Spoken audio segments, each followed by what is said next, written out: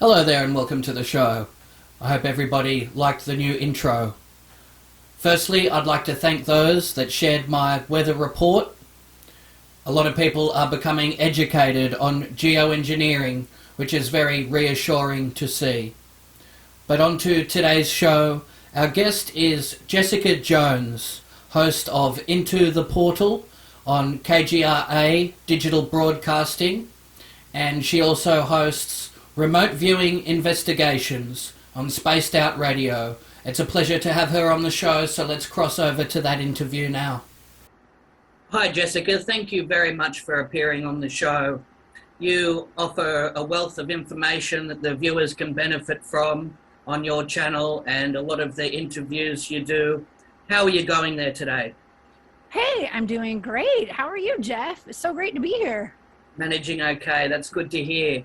So the paranormal and cryptozoology has always intrigued me. Where did all of your research begin? Well, I guess it began when I was a kid. You know, when I was small, I used to check out books from my library that were about ghosts and UFOs and Bigfoot and all sorts of paranormal stuff. And I guess that's kind of where it began. And I had a fascination with fortune tellers and black holes and anything that had to do with the universe and the solar system. So, you know, it started off when I was really young, but as I got to be an older, you know, or a young adult, you know, my fascination with Bigfoot kind of just landed at my feet one day. I was invited out to an expedition with a bunch of guys who are Bigfoot field researchers.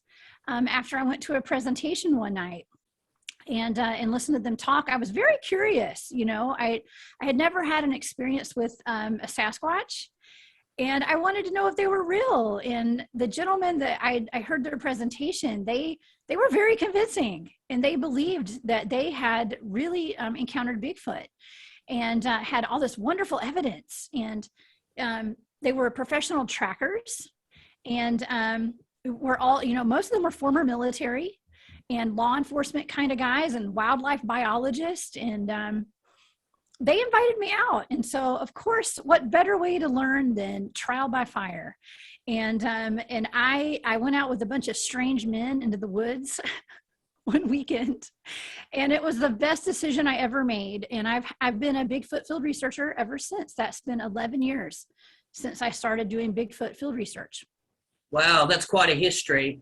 And you have to keep an open mind with certain topics as well. But when you have people stepping forward with a lot of credibility, they come from professional occupations, that makes the whole subject and more topic, they have more trust, don't they, that they build with Yes. a lot of the viewers. And Well, yeah. it makes the whole topic seem more genuine, doesn't it? It does. And actually, I worked in government myself. So I kept this very quiet for many years because I was an executive director of a state agency here in Georgia. I live in the United States, in Georgia near Atlanta. And I ran an agency for women for the state of Georgia.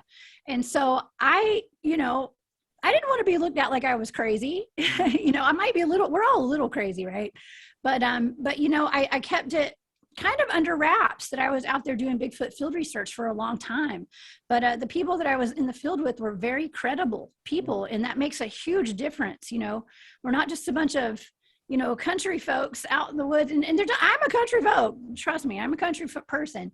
But we just weren't a bunch of, what do you call it? Like those TV shows they kind of portray Bigfoot field researchers as a bunch of dumb people, you know, rednecks and stuff. And you know, it's really an interesting portrayal when, you know, compared to the people that I go out in the field with. They're very, very educated, you know, and I think that's actually how most of the field is. I think that I think they're portrayed wrong. There's a government propaganda and the programming that they put through. Yes. They run a smear campaign on anybody that's out in the field doing research or going and looking and going on these adventures that tries to discredit the whole movement. And there's some people with professional backgrounds, they do have sightings, but they remain silent. out of Right. fear of being judged or ridiculed, especially in these small communities as well. But thanks to people like yourself speaking out about it, that takes away some of the stigma, doesn't it? It absolutely does. Oh, I just got goosebumps. Yeah, it really does. And it's, you know, and I, for whatever reason, I feel like I've been called to start speaking about this in public. And I think it's because it's time for the world to wake up in a lot of ways. And what better way to do that than to have some normal everyday people talk about our experiences. And, you know, I have a show, I have a couple of shows that I do. And I've been able to bring on my research friends who normally would not go on any kind of show or podcast to talk about their research, but they trust me and they know that I'm a researcher. And so they've been able to come on my show, and we've really been able to put a lot of real evidence out there, and just to wake people up to the fact that there are cryptids, and there is a whole other reality than this 3D matrix that we're all living in, and we've been taught to live in these little tiny boxes, you know. But I've never lived in a box, Jeff. I've always been one who has been wide open. I love to experience everything. And, you know, and through my experiences, maybe I can help to raise the consciousness of this planet, and just to help people come to terms with the fact that, you know, Bigfoot is real, Sasquatch, Yowie, they're real. And it's not, this reality is not what we've been taught. Yeah, I believe that's the case as well. And it's not just campfire stories. There's a lot more to it than that. I've had on Sage Accord from Expedition Bigfoot. He's appeared on this show before. And I've also had someone from Australia here as well, Attila Caldi, Search for Australia's Bigfoot. And when you listen to some of the testimonies and how they recount some of their research, it definitely gives it a lot of merit. So it's wonderful to hear more people speaking out. Sometimes they've taken fiber samples and hair samples back to labs, and there's a lot that goes into it, isn't there? Absolutely. You know, in my team, we actually started off as super scientific, you know, and collecting data samples and things like that. But then we've kind of gone to more of an experiencer type of team. Okay. And so now we are experiencing, we don't go out with so much equipment, you know, and I'm a member of several different teams. Okay. Every team is different, but yeah, it's, right now I don't take as much equipment out into the field as I used to, because I feel like I get a lot more experience and a lot more interaction with the Sasquatch if I don't take all the equipment and I don't have all the devices and the recording devices and the Geiger counters and the EMF detectors and all that kind of stuff. I'm more on a level now of not wanting to prove this to anybody. That's not important to me anymore, and I don't think it ever was, actually. But it's more of an experience. And you know, if I'm able to experience it and share my story and people will listen, that's great. But I'm not here to prove it. No, it's very entertaining and educational as well. And you have to let the viewers make their own opinion and be their own judge. But yes, it's very interesting, and some of the technology and the equipment they take out. And there's also another frightening aspect to this. Over there you have Mount Shasta, and there's a lot of missing hikers and campers. And some people draw a link that could possibly be Sasquatch or some sort of mythical beast could be responsible for some of the disappearances, and people that have ended up miles away from where they first went missing. There's a lot of strange, abnormal anomalies that are associated with some of these disappearances, isn't there? Absolutely. And we have clusters of missing people all over the United States. And I'm sure it's in Australia as well, and all over the world.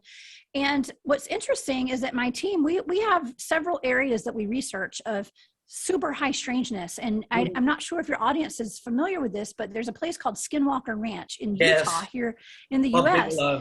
Yes. And a lot of all of our research areas are just like Skinwalker Ranch. We have the same type of activity at these places, and they're all classified undisclosed locations. We don't tell people about our research areas because of the integrity of our research.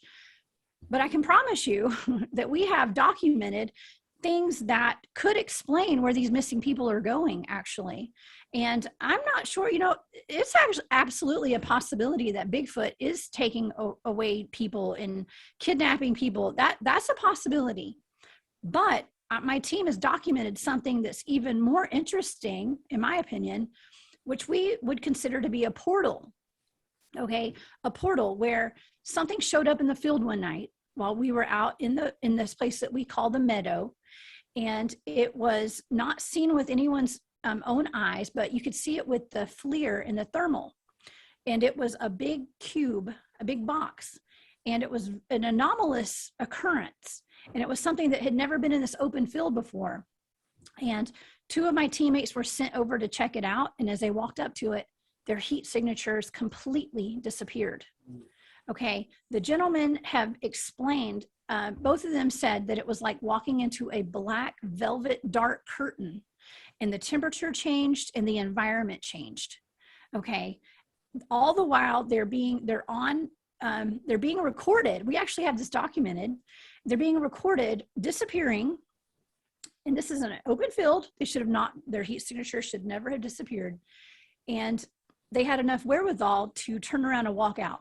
Both of them are former military, okay? And one of them is law enforcement for many years. They knew that something was off. And so they said they couldn't see the stars anymore.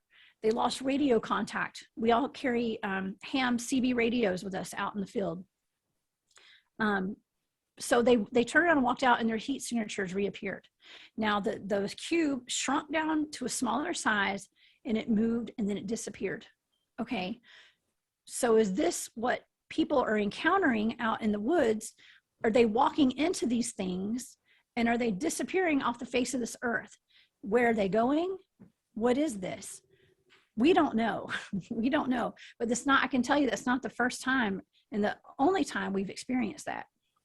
That's an amazing story. And I've heard of similar testimonies around that Skinwalker Ranch where they have witnessed some type of portal open, and whether it was some type of interdimensional entity coming through and then going back, are people going missing through these portals? Because yes, that would definitely explain a lot, especially when you have experienced hikers and people that are familiar with the land. They know the geography of the locations, and it would be extremely unusual for them to go missing. Even with the technology nowadays, it's hard to go missing and stay missing with the GPS and everything like that. Right. So yes, is it a portal that it might seem far-fetched for some, but when you start hearing it from multiple groups and recounts of this, it definitely looks like a possibility, doesn't it? Absolutely. I mean, we don't have another way to describe it other than saying it's a portal. Now, my team is also, we are all trained in remote viewing. So I am a remote viewer. I've been training and doing a lot of remote viewing for at least the past 10 years. Okay. And as a team, we're able to remote view these incidents. Okay. And a lot of things that we remote view, I'm not really able to talk about, but I can say we did remote view that. I didn't know what I was remote viewing at the time though, because I do blind targets. Okay. So, but I do know that it was really odd. And I can tell you that to this day, I still question, now, is this alien technology or is it our government? Is this something is this man-made, human-made, or is it off planet? And so, and I've extensively researched this and had shows about it on my show, Into the Portal, on KGRA Digital Broadcasting. I brought multiple teammates on and people from all over that are experts. Well, I guess none of us are really experts, but people who are very knowledgeable in the ET field and UFO field and the Sasquatch field, you name it. I've had them on my shows, and we've talked about this, and we've examined everything from, my friend Barry Littleton. He and I both spoke at Camp Disclosure last year. And that's where I came out of the closet as a Bigfoot researcher, by the way. And was right. Just last year in August. And so but he was given his presentation, and I saw that he had been abducted most of his life and had close contact with ETs. And he had pictures of the insides of these UFOs and these crafts that he had experienced that he put up on the screen. And there was a black box, a cube, just like the one that we encountered in the field, inside one of these spacecrafts. And so I had him on my show, and we looked into every angle of this cube phenomenon. And it was like, from could it be a power generator to a Stargate to some kind of portal, teleportation device? You know, we don't know. I am not an expert on any of this, but it's getting the information out there. And, you know, people, I may not know what it is, but someone else could have a little bit more information than me, and we could put our minds together and we could try to figure this out.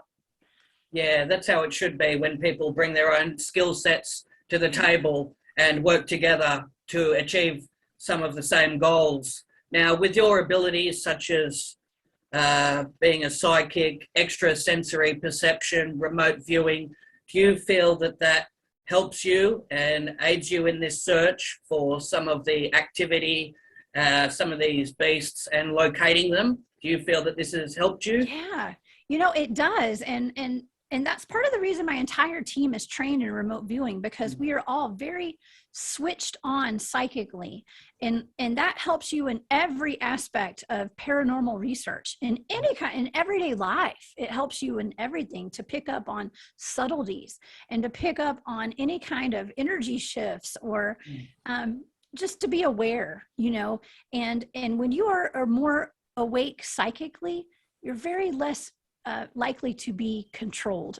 Okay, if you know what I mean. Not to get political or anything, but I'm just saying it's to have a world full of more switched on humans would be way better than what we're at right now. Okay, and so that's why I feel like that maybe that's part of the reason that I feel like I've been activated to talk about this, you know, is to try to wake people up and to awaken to everyone's psychic abilities, because we're all psychic and we're all able to have extraordinary human enhanced capabilities.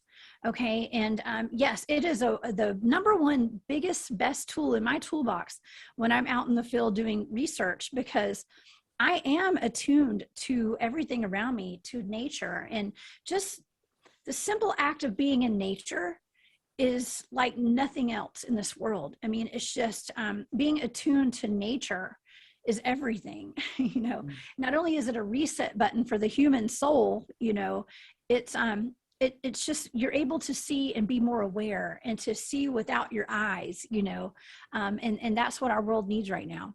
It most certainly does. And a very powerful aspect to your channel as well, how you fulfill the role as a life coach and provide very helpful and motivational, inspirational content that a lot of people really need right now, especially here in Victoria. This was and still is the home of the New World Order, and a lot of people are overcoming trauma from police brutality, and we've really been up against all the elements. So a lot of people need that information, some of the helpful and very positive vibes that you send through, overcoming trauma, living your best life, taking control. These are subjects that you focus on as well, don't you? It is. Yeah. Thank you. That is so kind of you to say that. And, you know, I do this out of just from the bottom of my heart. I honestly just want to help people, because I've been through a lot and I've experienced a lot of trauma in my life. And so, you know, just being able to transmute all of the sad things that I've been through, and, you know, I've been through a lot of loss and betrayals and just being in a really dark place. And so being able to experience that and to still see the good in the world, you know, is just a very powerful thing. And if I can share what I've been through with other people, and like I say, I'm not an expert on anything, but if I can just help someone, one person, you know, my goal is to help one person a day. And if I can use, you know, tapping into my inner wisdom and trying to heal myself, because the best thing we can do in this world right now is to heal ourselves and to be happy, because once we're healed and we're happy, we're able to be like a tuning fork, okay, to everyone around us and to the entire world. And it's like each one teach one. And one act of kindness can put a ripple in the universe, and just change the day for the better for so many people all over the planet. So, I don't do it for me or for I just do it to try to help somebody, and because I love it, and plus I have a lot of energy that I need to direct somewhere. So the best way is to get on YouTube and make a couple of videos, just to try to brighten somebody's day. Absolutely. And it's very rewarding when you can offer that experience and that advice to people that they can benefit from straight away. And there's a lot of healing modalities, a lot of spirituality, and offering information on meditation and how to, control your breathing and not get too caught up in the situation. And helping people have a level head about certain environments they're in. I think that's equally as important as some of the cryptozoology as well. It's very dynamic, your channel, and you should be very proud of that. Thank you. Oh, that is so sweet of you. I appreciate that. I think I take it for granted sometimes because, I'm just constantly putting content out just because, and I'm not scared to get out of my comfort zone and put myself out there and, try new things. I actually just started a new show to kind of explore remote viewing a little bit. And I think it's kind of interesting to kind of put that out there into the general public, because it's kind of it got a stigma to it, and people with, psychic abilities and all that kind of stuff. It's people for a long time have kind of looked down on that and thought it was weird or, just not normal, and apparently I've realized I'm just not a normal person. So, but no, that's a definitely a credible subject right there. Remote viewing. I've had remote viewers on the show, and the government even ran an operation where they recruited people with abilities such as yours, and they took on the role as like psychic spies as well, didn't they? So this is a tried and true technique, a very rare gift that some like yourselves have, isn't it?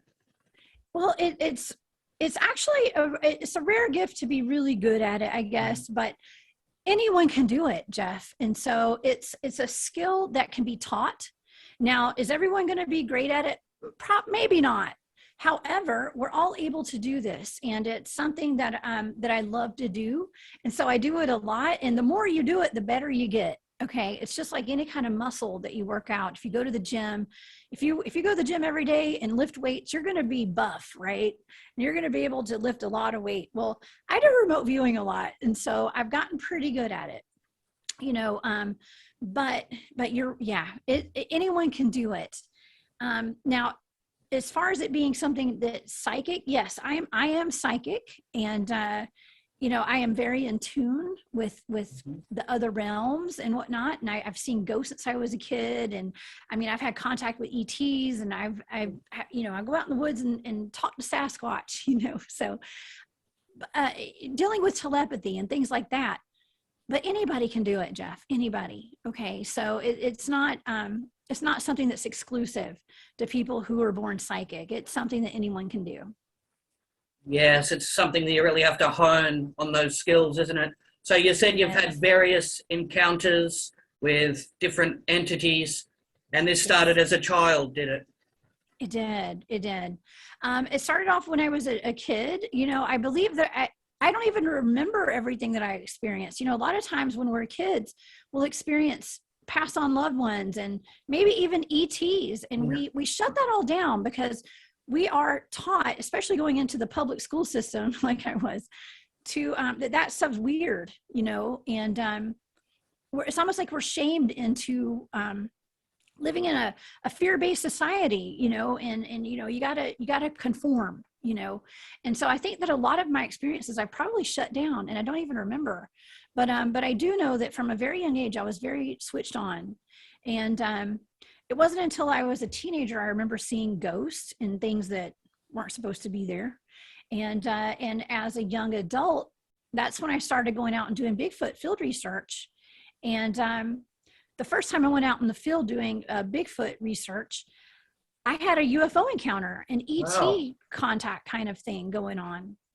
And so I was encouraged my entire team was encouraged to start studying abductions, alien abductions. And I did that. I started reading books like The Threat and Communion and Secret Life. And lo and behold, I started waking up at night in my bedroom and there were aliens in my bedroom. Okay. So it could have been some type of manifestation or something along those lines. You visualize it and bring it into reality. But that's incredible. You're searching for one paranormal beast and then you come across a whole different experience that you weren't expecting on encountering. That's amazing, isn't it? And you're in a privileged position there. There's a lot of people that are well versed in these subjects and there's paranormal conferences and you have a lot of people speaking out. And that's a very important factor as well, a wealth of information that you're privy to, isn't it? Absolutely. It was unexpected. And honestly, it happened twice. And, the first time it happened, wake up and it's just like having an experience with ghosts. I've for many years had experiences with spirits. I'd wake up at night and there'd be people standing by my bed and they would be solid and look like normal humans, and they would be talking to me telepathically. Their mouths would never move. Okay. But I was being told things and they were talking to me and I absolutely understood it, but I remember their mouths not moving. Well, let's fast forward to, 10 years ago when I started having the ET contact. I would wake up and there would be little aliens in my bedroom or big ones. There were two different instances and they were talking to me and I don't even know if they had a mouth. Okay. But they were talking to me telepathically because they didn't have a mouth that was moving. So of course my analytical mind starts thinking, well, were those ghosts I was seeing as a young adult ETs? I don't know. The more that I'm learning and the more I experience, the less I know. It's remarkable that you have memory of it. For some people, abductees, they have to be placed into a hypnotic trance for them to be able to remember such experiences, and in which some are absolutely frightening as well. And the person is literally reduced to tears when they're remembering such events. It seems like some of your experiences weren't as traumatic as some. Would you agree with that statement? Well, honestly, I'm inoculated. Okay. I like to call it inoculated. I have been in the field doing hands-on, boots on the ground research for many years. And so not a lot of things scare me anymore. Okay. I get more scared by crazy humans than I do paranormal. And there's a lot of them around. Oh, trust me, I know. So I'm inoculated to it. Nothing is too weird for me at this point in my life. So no, when I see things, I'm just like, oh, okay, well, that's weird. Am I seeing that? Yeah. Okay. That's a big alien by my bed. Okay. And usually I get knocked out and I go right back to sleep. So, it's, not by my doing. If I could, I would jump up and probably fight it or run or do something. But, I think they have an ability to make us go to sleep and do what they're going to do too. I have no idea. I don't know what happens when we encounter those things, 100%. But yeah, I've been inoculated to it. Now, there are a lot of people who are not inoculated to this phenomenon. And so it would be terrifying to the average human. Okay. Yes, and some people have even reported having visits from like the Men in Black or some government agencies trying to step in, interfere, perhaps confiscate any footage that was taken of anything that was unusual. There's also that role that they take on as well. They want people to be intimidated when it comes to speaking out. But when there's more brave people like yourselves talking about these subjects, it brings more credibility to it. And then that gives other people courage to step up and speak about what they've seen, doesn't it? So it's valuable Absolutely. work. Mm. Thank you. Yeah. Well, I didn't do this on purpose. I'm not talking about this just because I had a want and a need to do this. I just kind of, it was put out here. Okay. I was asked to speak at a conference and I did. And then I went on podcast and here I am. And now I have 3 different shows that I'm doing right now. I'm about to be hosting it on Spaced Out Radio starting in May with a show about cryptids too. So that's coming up. But it comes from a very authentic, genuine place because I don't know what I'm doing. Okay. And I'll admit that to anyone. I'm just here. I've had some experiences and I'll share it with people. But like I said earlier, I'm not here to prove anything to anyone. But I have been through some things and I've seen some weird crap. Okay. So, and I know that it's very traumatizing to people who experience Sasquatch and experience Dogman and Yowies and ghosts and ETs. And I get contacted. I've been contacted several times from people who think their children are being abducted by aliens, and have pictures of it. And I get sent things all the time asking for my help, and the best thing I can do is to try to help and send energetic healing to people. And, but it's just something that we're all experiencing. A lot of people experience it, whether they remember it or not. Okay. Yeah, most certainly. And what sort of feedback have you received from the viewers? I have had nothing but positive feedback so far. Okay. Now, occasionally someone will get upset because I said Bigfoot and not Sasquatch. Things like little nitpicky stuff that to me, it is what it is, and I am honestly kind of shocked that I haven't had more pushback than I have so far. But, coming from a very genuine and authentic place, people can relate, and I can relate to other people. And I just put what I know out there, and I try to let people tell their stories on my show, into the portal. I try to just bring people on who are down to earth, boots on the ground researchers who have really experienced traumatic things. And so through our experiences, we can talk about this and help people, and to wake up people as well. Well, I urge all the viewers to tune in to your broadcasts, very educational, enlightening, and some of the stories that they will hear absolutely mind-blowing. Is there any closing statements you'd like to leave? I'll put all the information in the description so people can follow up and benefit from what you have to offer there. Anything that you'd like to leave? Yeah, absolutely. Jeff, thank you so much for having me on tonight. And, I just think that my advice to everyone watching is get out of your comfort zone. Go do something that scares the heck out of you at least once a year, just to, when someone has a Bigfoot sighting, that really, busts you out of your 3D dimensional way of thinking and living. And it's a great way to have your consciousness elevated quite a bit.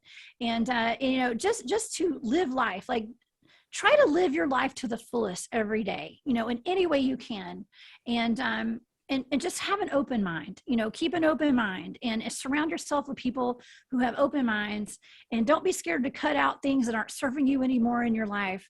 And just to live your best life and to travel light. Okay. Travel light, cut the fat is what we call it, trim all the fat out of your life. Just move through life with the basic necessities and have fun and,